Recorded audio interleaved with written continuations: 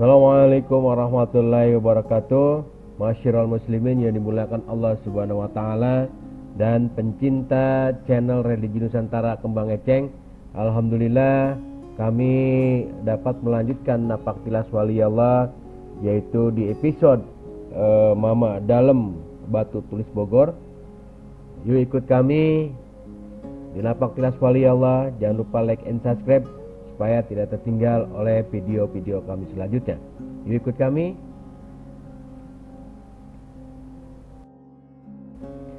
Mama Dalem Batu Tulis itu berada di pinggir jalan Lawang Gintung, Kelurahan Batu Tulis, Bogor Selatan, berada di tengah-tengah kota Bogor.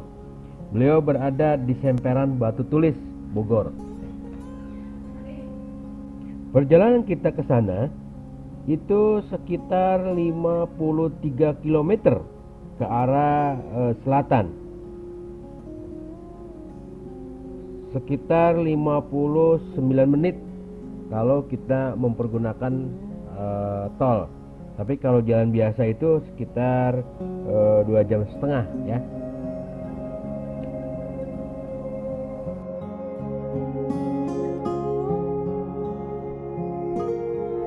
Sejarah makam Dalem Batu Tulis itu belum banyak yang mengetahui perjalanannya maupun dari mana beliau, atau beliau keturunan siapa, atau beliau dari mana, itu tidak banyak yang tahu. Tim Kembang Eceng akan mencoba untuk mengungkap misteri makam Dalem Batu Tulis.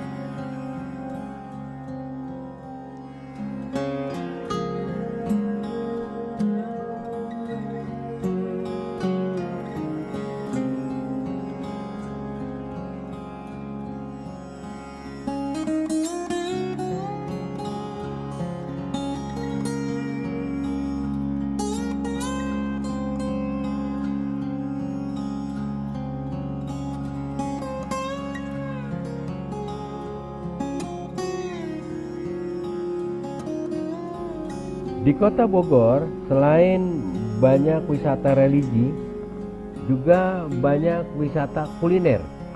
Ya, kita baru saja keluar dari tol Jagorawi. Sekarang posisi kita sudah berada di Jalan Pajajar. Nah, nanti kita akan melewati wisata kuliner ya. Wisata kuliner kebetulan sekarang sudah jam 1 lewat ya. Ini tangki kita sudah mulai miring. Nanti kita mencoba untuk menyicipi kuliner yang ada di kota Bogor.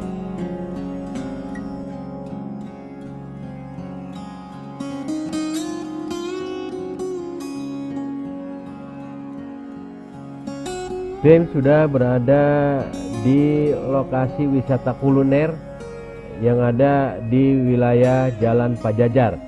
Di sini ada roti unyil ya. Tadi salah satu kru kita itu berkunjung ke roti unyil. Nah, kita sekarang mau mencari toge goreng ya, toge goreng khas kota Bogor. Nah, itu toge goreng khas kota Bogor. Yuk kita cicipi toge goreng khas kota Bogor.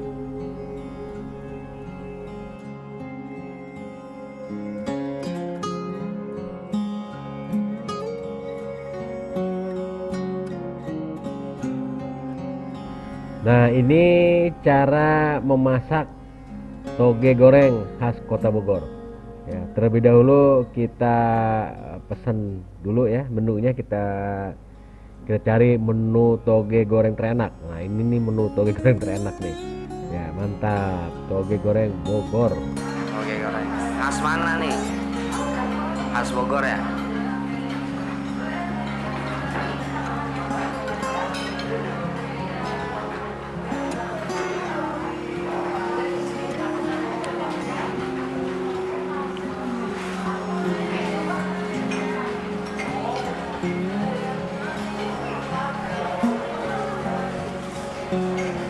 Ya kita masih kosong ini.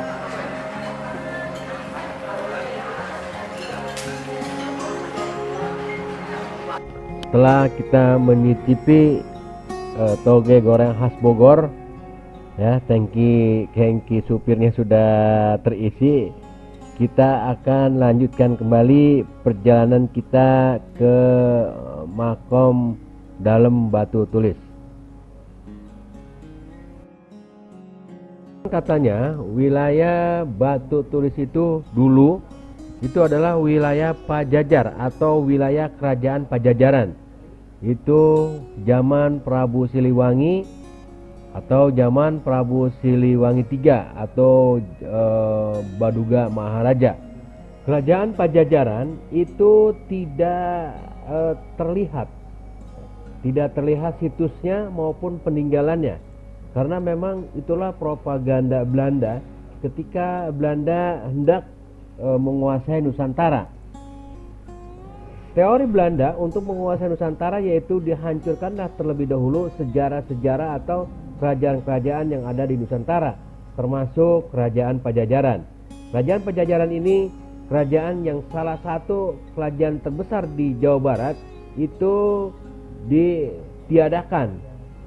Sejarahnya tidak ada dan bekas kerajaannya pun tidak ada. Hanya peninggalan batu tulis. Dari batu tulis itulah maka dijadikan sebuah patokan bahwa kerajaan Pajajaran berada di wilayah Bogor, Jawa Barat. Kita sudah berada di depan gapura pintu masuk makom. Assalamualaikum ya ahlul gaib, sahibul wilayah, sahibul makom, sailin wal al-fatihah. A'udzu billahi minasyaitonir rajim. Bismillahirrahmanirrahim. Alhamdulillahi rabbil alamin arrahmanir rahim maliki yaumiddin. Iyyaka na'budu wa iyyaka nasta'in ihdinas siratal mustaqim siratal ladzina an'amta 'alaihim ghairil maghdubi 'alaihim waladdallin. Sekarang di mana? Mau tapasmu sendiri, mau sama Saya apa? mau nanya dulu. Oh boleh nanya. Sejarahnya yang dalam ini bagaimana tuh? Nah, punten yang dalamnya. Kalau sejarahnya yang dalam mah mungkin kalau diceritain nggak cukup sehari 2 hari. Ya, singkat aja. Jadi emak di sini semua yang nunggu seturunan, satu Ya, uyut, satu uyut. satu uyut dari uyut bapak emak. Nah, yang dalam ini ditunggu seturunan uyut emak sampai emak sekarang udah ratusan tahun. Ya. Nah, makam di bawah tuh yang banyak itu semua juru kunci. Begitu. Yang udah nunggu di sini meninggal dimakamkan di bawah. Iya. Uyut, kakek, nenek, orang tua emak, paman, bibi semua. Ya. Nah, sekarang yang tua-tua udah nggak ada, emak di sini yang muda lah, yang Ya. buyutnya sebagai buyutnya. Nah, kalau yang dalam ini dulunya waktu ditemukan sama uyut emak, amanatnya sama uyut emak. Kalau ada yang nanya kapan-kapan bilang aja Mbah Dalem yang tinggalnya di Batu Tulis Bogor. Jadi itu mah yang dalam sejarahnya nggak di semua diceritain. Nah, misalnya suka ada tamu yang dalam ini, oh silahkan sama emak nggak dilarang, barangkali benar. Yeah. Cuman katanya yang dalam ini dulunya menyebarkan agama Islam. Nah, kalau yang dalam ini patilasannya banyak, di mana-mana ada. Katanya sih lebih dari 30. Nah, di Bogor juga ada 4. Ada yang di Empang, ada yang di Kedung Badak, ada yang di Tanah Baru. Mbah Dalem tuh. Nah, kalau di sini Mbah Dalem yang tinggalnya di Batu Tulis Bogor. Jadi semua tuh juru kuncinya silaturahminya ke sini, ke Mbah Dalem di sini. Jadi katanya sih di sini mah yang aslinya. Tilemnya itu dulunya di sini. Berarti yang memang bukan petilasan ya, Bu? Bukan, tilemnya di Tilemnya sini. di sini. Ya. Jadi makamnya itu waktu ditemukan sama uyut emak udah ada sendiri, udah bentuk sendiri. cuman ngasih tanah ada batu. Jadi dulu katanya Uyut mah masih muda, kan di sini hutan nih. Ini teh jadi adanya di pertengahan hutan makam yang dalam teh ditemukan sama Uyut mah. Waktu muda Uyut mah katanya suka mancing ke sini ke bawah. Ini kan di bawah tuh kali besar di rumah waktu Uyut mah masih muda. Nah katanya kalau mancing itu berangkatnya suka udah sholat subuh, pulangnya kan udah siang. Nah suatu hari pulang mancing tuh di pas makomnya yang dalam itu, subuhnya ngelihat ada cahaya putih ngegemur katanya. Nah kata Uyut mate numpang-numpang, saya mah cuma mau lewat, mau mancing ke bawah. Nah seudahnya pulang mancing, itu kan udah siang nih. Ingat katanya Uyut mah, oh tadi di sini ada cahaya putih apa gitu. Nah sama emak disamperin, ternyata ada bentuk makom, ada bentuk makom. Oh kata Uyut mate mungkin ini yang tadi lihat ada cahaya putih. Nah, karena adanya di leuweung, di hutan, dibersihan sama Uyut mate, banyak tanah, banyak ranting, banyak daun. Kita sebagai orang muslim ya baca apa yang kita bisa gitu. Nah, Uyut mama seudahnya itu ya pulang ke rumah. Nah, malamnya itu mimpi kedatangan para sesepuh. Katanya amanatnya sama Uyut mak pengen dirawat, pengen diurus makomnya. Insya Allah berkah untuk semuanya yang silaturahmi jarahnya ke Mbah Dalem. Nah sampai sekarang ya alhamdulillah udah ratusan tahun tuh alhamdulillah tamunya banyak terus. Dari Bekasi ke banyak, nggak tahu di mana Bekasinya gitu. Termasuk sekarang Kang Haji semuanya alhamdulillah ridho Allah izin Allah bisa silaturahmi ke tempat Mbah Dalem anu dimuliakeun ku Allah. Alhamdulillah. Nah, itu keturunan Mbah Dalem dari mana tuh? Itu walau alam. Walau alam. Jadi suka ada yang bilang katanya yang dalam ini masih keturunan dari seberang. Oh, gitu. Ada keturunan dari Jawa, ada keturunan dari Pajajaran, itu walau alam. Semua tidak ada yang tahu. Itu mah cuman mungkin cuman teka-teki lah gitu. Emak di sini juga. Emak di sini yang ngerawat, yang ngurus juga, walau alam tidak dari mana asalnya nggak tahu. Soalnya nggak diceritain sama Uyut emak itu. Cuman sampai sekarang tuh kalau ada yang nanya bilang aja yang dalam yang tinggalnya di Batu Tulis Bogor. Jadi kita kalau mau kirim doa khususon yang dalam yang tinggalnya di Batu Tulis Bogor. Tapi batunya ada Bu? Ada di situ nisannya. Oh, nisannya ada. Ini makomnya di dalam. Nanti gitu. boleh Pak Haji masuk. Batu tulisnya? Kalau batu tulisnya di sana. Oh, gitu. Kalau di sini Mbah Dalem yang tinggalnya di Batu Tulis. Ini nama kampung Batu Tulis. Oh, Batu Tulis. Nah kalau di sana sehari-harinya dipanggilnya Mbah Batu Tulis, yang tinggalnya di Batu Tulis. Karena di sana mah semua dari batu. Ada batu segitiga, ada batu tinggi. Itu dari sini jauh tuh, Mi? Enggak, kalau jalan paling 5 menit, apalagi kalau naik mobil pelan-pelan aja. Nggak boleh. Nanti nggak apa-apa. Sekarang gimana Kang Haji mau tawasul sendiri, mau dibukain dulu sama emak? Terserah. Pegawai kuma, saya ikut wilayah. Amin. Mama cuma mengantarkan, bukakan aja ya. Nanti lebih banyaknya tawasul lagi sendiri semuanya. Saya mau bakar bubur Pak ini. Mafia. Mafia. Mafia. Ya dengan mafia. Nah sekarang begini punten yang dalamnya di sini yang dungunya ada 4. Nah dari pagi sampai lohor laki putra paman. Jadi bapaknya dia sama bapak emak adik kakak.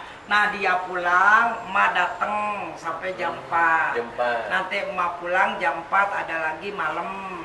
Sampai mungkin kalau malam Jumat sampai pagi lah. Karena kalau malam Jumat kadang-kadang suka banyak tamunya. Sama emas sekarang mah dibukain aja ya Kang Haji ya. A'udzubillahi minasyaitonirrajim. Bismillahirrahmanirrahim. Assalamualaikum. Waalaikumsalam. Malamna yang dalam. incu putu ngadus kang dalam sadayana sarombongan sekeluarga masing-masing nyuhunkeun ka Gusti Allah karumana ti yang dalam pameget, yang dalam istri, keluarga yang dalam, ka para sahabat yang dalam sadayana, wal musliman simin anu lingihna di Baptis Bogor susnaka yang dalam sekeluarga, incu putu ngade sadayana nyuhkeun berkah salamet dunia akhirat, sararehat panjang muswa pait ketipang tulang dijauhkeun baheula, dimahmurkeun milik rizkina, disurkeun milik rizkina, digampikeun milik rizkina, naon pamaksa dan incu putu sadayana sing enggal dijabah dikabul ku Allah ku berkah nangadeus ka yang dalam nu parantos alhamdulillah nu sacanena kapayuna sadayana sing enggal dijabah dikabul yang dalam atuh terutama incu putu ngadeus sang dalam sadayana ngahaturkeun silaturahmi nyunkeun dihapunteun biar kelepatan incu putu atuh dina silaturahmina incu putu munajat ka Allah barokah ngadeus sang dalam terutama incu putu sok nulung sing sore tamuna seur pasena seur milik rizkina di mana-mana sing dararongkap nu caketna nu tebihna dipasihan pituduh ti Allah barokah ngadeus ka yang dalem atuh tamu-tamuna sadayana naon tujuanana masing-masing sing enggal ijabah dikabul ku Allah ku barokah ngadeus ka yang dalem atuh ayeuna sadayana dina usahana naon we nu dicepeng oge sing dilancarkeun sing seueur welas nu asinu anu percaya ka incu putu dina sagala naon kahoyongna sadayana nu saena sing dipasihan yang terbaik ku Allah ku berkana ti yang dalam atuh keluargina masing-masing sing dalaramang sarerehat panjang uswa atuh putra-putrana nu ngaraos anu sakola sing palalinteur sing dicaangkeun angutanana dicaangkeun hatena dipasihan ilmu diridhoan ku Allah sareng ku yang dalam kanggo dunya akhirat yang dalem atuh di aya nu sirik ka nu bidik aya nu jahat anu jahil larang dipangjagakeun pangsilatkeun siangna bila cerusan cepet anu lepas A'udzu billahi minasyaitonir rajim bismillahirrahmanirrahim alhamdulillahirabbil alamin ayo assalamualaikum yang dalam nah ini Kang Haji dulu ke sana nanti muter ayo masuk muter ke sana Kang Haji terus muter nah duduk di sini Kang Haji di sebelah sini kepalanya duduk nah silakan ayo si Neng ayo masuk Kang Haji ke sana ikut tuh Pak masuk. Maaf kami tidak bisa menayangkan prosesi tawasulan di makom ini. Berzikirlah kepada Allah, bermintalah kepada Allah dan bermunajatlah kepada Allah Subhanahu wa taala. Apa yang kita sampaikan dan apa yang kita mohon kepada Allah Subhanahu wa taala, maka Allah akan kabulkan. Jangan bermohon dan bermunajat kepada yang punya makam ini atau orang yang meninggal ini. Kita bersilaturahmi pada yang meninggal ini atau aulia Allah atau orang yang dimuliakan oleh Allah Subhanahu wa taala, diperbolehkan oleh Allah Subhanahu wa taala ketika kita berziarah kubur. Tapi ketika kita berziarah kubur dan meminta kepada yang dikubur, maka disitulah hukumnya musyrik. Ketika kita musyrik kepada Allah, maka Allah tidak akan mengampuni dosa musyrik kita. Wallahu a'lam bishawab.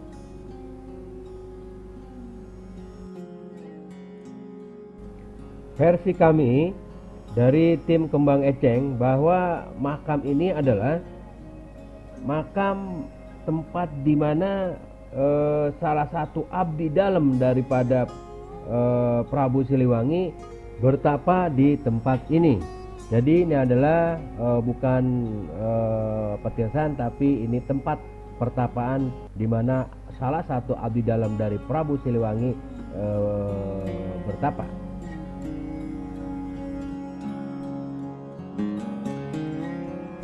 Akhirnya selesailah sudah tahlil dan tahmid kita kepada Allah Subhanahu wa taala. Semoga permohonan kita dan doa kita kepada Allah Subhanahu wa taala dikabul oleh Allah Subhanahu wa taala. Diberikan yang terbaik, diberikan kemudahan dan diberikan keberkahan daripada perjalanan hidup. Selesailah sudah napak tilas wali Allah di episode Mama dalam batu tulis. Perjalanan kita akan kita lanjutkan ke situs batu tulisnya. Ayo ikut kami di perjalanan wali Allah.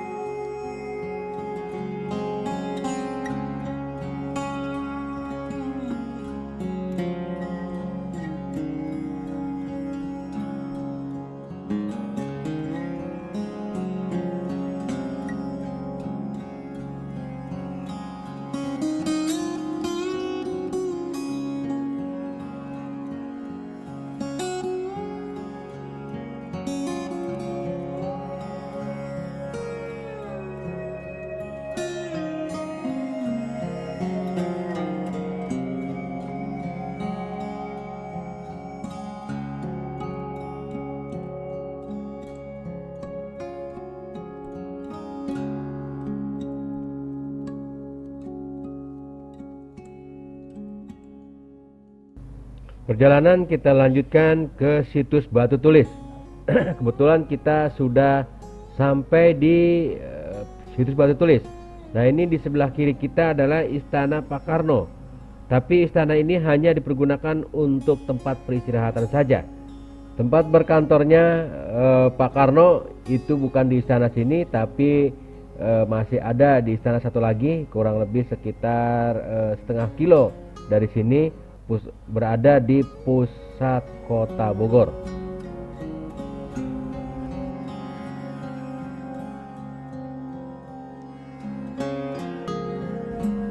Situs batu tulis ini dijadikan bukti bahwa kerajaan Siliwangi atau Pejajaran itu berada di Bogor, Jawa Barat. Tetapi tidak ada cerita atau prasasti yang menggambarkan atau menceritakan tentang bagaimana kerajaan Siliwangi berkiprah. Di situs ini hanya menceritakan bahwa di tempat ini dijadikan sebuah tempat di mana pengangkatan seorang raja baru. Nah, di sini akan diceritakan, nanti di batu tulis depan itu akan diceritakan bagaimana pengangkatan seorang raja yang ketiga yang bernama Sri Baduga Maharaja.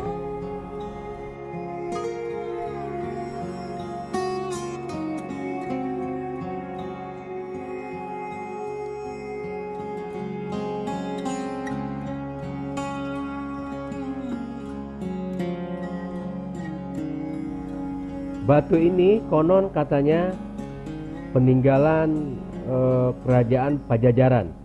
Sebab kerajaan Pejajaran tidak meninggalkan tapak tilas atau tidak meninggalkan ciri, bahwa kerajaan Pejajaran hanya meninggalkan prasasti batu tulis yang ada di Bogor ini. Prasasti batu tulis itu berada di pinggir jalan Pajajaran. Nanti kita tanyakan berapa jumlah batu yang ada di wilayah ini kepada juru kunci yang ada di dalam ruangan ini. Prabu Dewata Parana atau disebut juga dengan Sri Baduga Maharaja atau Prabu Siliwangi atau Ratu Jaya Dewata, putra dari Niskala atau putra Mahaprabu Niskala Wastu Kencana, lahir pada tahun 1401 Masehi di daerah Ciamis atau tepatnya di daerah Kawali. Mengawali pemerintahannya pada zaman Pakuan Pajajaran Pasundan yang memerintah kerajaan Sunda Galuh selama 39 tahun, yaitu dari tahun 1482 sampai 1521 Masehi. Pada masa inilah Prabu Siliwangi mencapai puncak kejayaannya. Beliau mengembangkan kerajaannya hampir di seluruh Jawa Barat, termasuk kerajaan Salaka Negara yang berada di wilayah Banten juga termasuk di dalam kekuasaan beliau.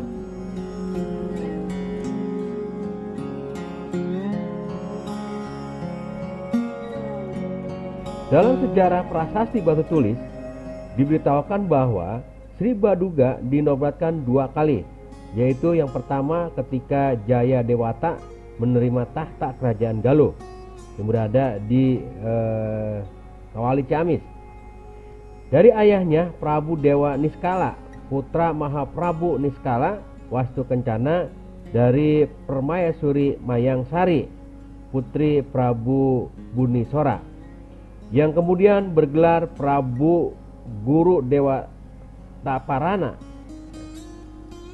Yang kedua, ketika ia menerima tahta kerajaan Sunda, yaitu di wilayah Pakuan, yaitu di Bogor sekarang ini, dari mertua dan uaknya Prabu Susuk Tunggal, putra Mahaprabu Niskala Wastu Kencana, dari Permaisuri Ratna Sarkatih atau putri dari Resi Susuk Lampung. Dengan peristiwa ini, ia menjadi penguasa kerajaan Sunda, kerajaan Galuh, dan dinobatkan dengan gelar Sri Baduga Maharaja. Setelah beliau diangkat atau dinobatkan sebagai Raja Sri Baduga Maharaja, tindakan pertama yang diambil oleh Sri Baduga setelah resmi dinobatkan jadi raja adalah menunaikan amanat dari kakeknya, yaitu Wastu Kencana, yang disampaikan melalui ayahnya Ningrat Kencana ketika ia masih menjadi Mangkubumi di Kawali. Isi pesan ini bisa ditemukan pada salah satu prasasti peninggalan Sri Baduga, yaitu yang berada di Kebantenan. Isi prasasti itu ialah semoga selamat. Ini tanda peringatan bagi Sang Yang Nirkala Wastu Kencana turun kepada Rangyang Ningrat Kencana, maka selanjutnya kepada Susuhunan sekarang di Pakuan Pajajaran harus dititipkan ibu kota di Jayagiri dan ibu kota di Sunda Sembawa. Semoga ada yang mengurusnya, jangan memberatkan dengan dasa, calagra, kapas timbang, dan pare dongdang. Itulah isi prasasti yang ditemukan di wilayah Kebantenan. Inti daripada isi prasasti itu menegaskan adalah ibu kotanya berada di Jayagiri atau berada di Sunda Sembawa. Penduduk kedua daya atau ibu kota dibebaskan dari 4 macam pajak, yaitu 1. Dasa. Dasa artinya pajak tenaga perorangan. Kedua, calagra. Calagra artinya pajak tenaga kolektif. Ketiga adalah kapas timbang. Kapas timbang artinya kapas 10 pikul. Dan yang keempat adalah pare dongdang. Pare dongdang adalah padi 1 gotongan. Dalam keropak 630 urutan pajak tersebut adalah dasa calagra. Nah, itulah inti daripada prasasti yang ditulis atau yang ditemukan di wilayah Kebantenan. Di dalam Keropak 406 disebutkan bahwa dari daerah Kandang Mesik, kalau sekarang itu daerah Bumbulang Garut, harus membawa kapas 10 caraka. 10 caraka itu sama dengan 10 pikul. 10 pikul itu sama dengan 1 timbang, atau menurut Kolsema 1 caeng timbang, sebagai upeti kepada pakuan tiap tahun. Jadi tidak dikenakan kepada rakyat secara perorangan, melainkan dikenakan kepada penguasa setempat untuk membayar upeti setiap tahun kepada Raja Pajajaran.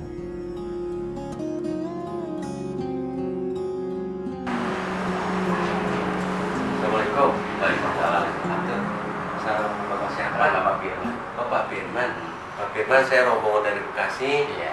Kita dari channel YouTube Kembang Eceng Religi Nusantara. Iya. Alhamdulillah bisa bersilaturahmi di sini. Nah, saya mau tanya sejarahnya batu tulis bagaimana tuh, Pak? Oh, sejarahnya prasasti batu tulis ini di sini dulu tempat penobatan raja-raja Pajajaran. Itu Di bawah kekuatan Prabu Siliwangi tahun 1482 sampai 1521. Kurang lebih 500 tahun lebih ya. Di Prabu kurang lebih ada 5 jadi keren. begitu. Di ruangan ini ada 6, orang lagi ada. Di sini ada beberapa. Di dalam ruangan ini ada 6 buah batu. Di sini ada batu bertulis dengan tulisan huruf Malawak. Bacaan itu singkat aja ya. Wangna pun ini sasangala Prabu Ratu Purane pun diwastu dia wingaran Sri Baduga Maharaja. Jadi yang didapatkan sini namanya Sri Baduga Maharaja. Oh, jadi yang diangkat di sini. Iya, Prabu Siliwangi yang terakhir. Yang membuat ini putranya Surawijasa. Surawijasa. Jadi menjelaskan tentang istilah kebesaran lainnya waktu dinobatkan di Prasasti. Ini ada kamarnya juga ada yang bentuknya batu lingga. Nah, ini batu apa? Lingga. Batu lingga. Lingga lambang suburan. Oh, lingga lambang suburan. Lingga Yoni ya. Oh, namanya lingga Yoni. Lingga aja. Oh, lingga Yoni kan aja. perempuan. Oh, Yoni perempuan. Oh, itu tempat sandaran, tempat penobatannya. Nah, ini tempat sandaran. Tempat penobatannya. Itu tempat penobatan siapa tuh? Raja-raja. Oh, raja-raja. Batu gigi lama tempat duduknya ada di Banten. Oh, gitu. Nah, kenapa ada di Banten dulu waktu perang sama tentara Banten, perang saudara perang dua itu Iya. diambil, jadi nggak akan ada raja lagi yang dinobatkan di Pajajaran ini. Oh, Dan kalau masih ada dinobatkan. kan, kalau masih ada dinobatkan lagi.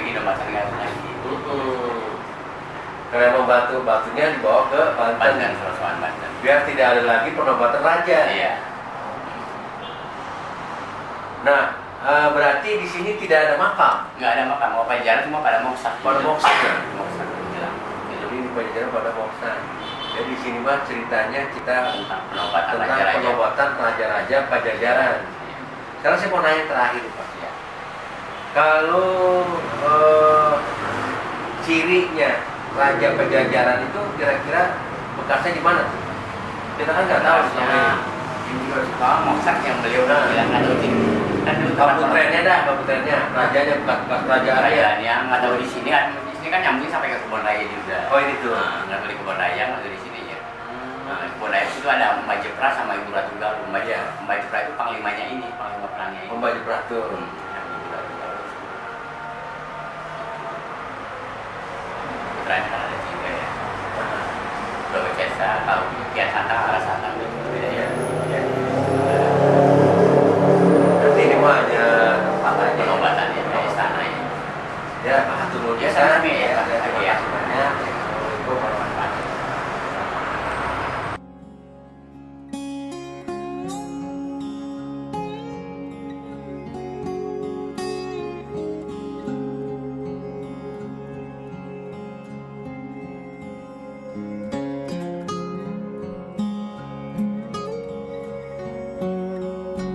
Dengan selesainya penjelasan yang dijelaskan oleh salah seorang penunggu situs batu tulis, maka selesailah sudah perjalanan kita napak tilas waliyallah di episode yang dalam batu tulis dan situs batu tulis.